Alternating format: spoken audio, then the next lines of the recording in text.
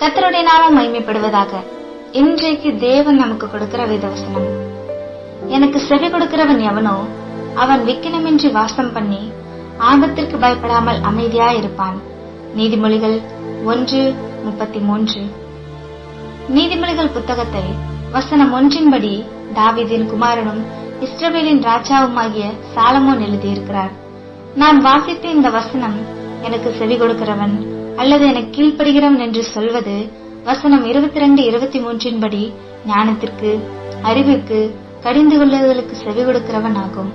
ஞானம் என்பது சாலமோன் எழுதுகிறார். நீதிமொழிகள் 1:7 கர்த்தருக்கு பயப்படுதலே ஞானத்தின் ஆரம்பம் என்றும் 8:13 தீமையை வெறுப்பதே கர்த்தருக்கு பயப்படும் பயம் என்றும் விளக்கமும் கொடுக்கிறார். புதிய ஏற்பாட்டில் 1 கொரிந்தியர் 1:31 இயேசுவே தேவனால் நமக்கு ஞானமாய் இருக்கிறார் என்றும் வாசிக்கிறோம். நீதிமொழிகள் 1:23 என் கடிந்து கொள்ளுதலுக்கு திரும்புங்கள், இதோ என் ஆவியை உங்களுக்கு அருளுவேன், என் வார்த்தைகளை உங்களுக்கு தெரிவிப்பேன் என்றும், இன்னும் சொல்ல போனால் கொலோசியர் 2:3 இயேசுவுக்குள் ஞானம், அறிவு என்பவைகளாகிய பொக்கிஷங்கள் எல்லாம் அடங்கியிருக்கிறது.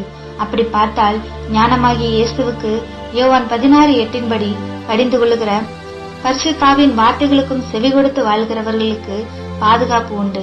அவர் கடிந்து கொள்ளுதலை தள்ளுகிறவர்களுக்கு வசனம் 26-28 ஆபத்தில் பாதுகாப்பில்லை. அவர்களுடைய ஜெபம் கேட்கப்படுவதில்லை. ஆனால் அவர் வார்த்தைகளுக்கு, அவர் கடிந்து கொள்ளுதலுக்கு உடனே செவி கொடுத்து அதன்படி வாழ்கிறவர்கள், கீழ்ப்படுகிறவர்கள் எந்த விக்கினங்களும் தீமைகளும் அணுகாமல், ஆபத்து நேரத்தில் பயப்படாமல், அமைதியாய் பாதுகாப்பாய் வாழ்வார்கள். இன்றைக்கும் இயேசுவினுடைய பரிசுத்தாவியானுடைய சிறிய சிறிய உணர்த்துதலுக்கு கூட கீழ்ப்படிவோம், செவி கொடுப்போம். நம்முடைய ஜெபமும் கேட்கப்படும். ஆபத்து இல்லாமல் பாதுகாப்பாய் வாழ்வோம். ஒரு தீங்கும் நம்மை அணுகாது. அமைதியாய் சுகமாய் குடியிருப்போம்.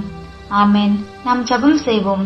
ஞானமாகிய இயேசுவே, கடிந்து கொண்டு உணர்த்துகிற பரிசுத்த ஆவியானவரே, உம்முடைய வார்த்தைகளுக்கு செவி கொடுத்து கீழ்ப்படிந்து வாழ உதவி செய்யும். நான் பயமில்லாமல் பாதுகாப்பாய் வாழ்வேன். என் ஆபத்திலே செவி கொடுப்பீர். அதற்காய் ஸ்தோத்திரம். இயேசுவின் நாமத்தில் ஜெபிக்கிறோம் எங்கள் நல்ல தகப்பனே. ஆமேன். கர்த்தர் உங்களை ஆசீர்வதிப்பாராக.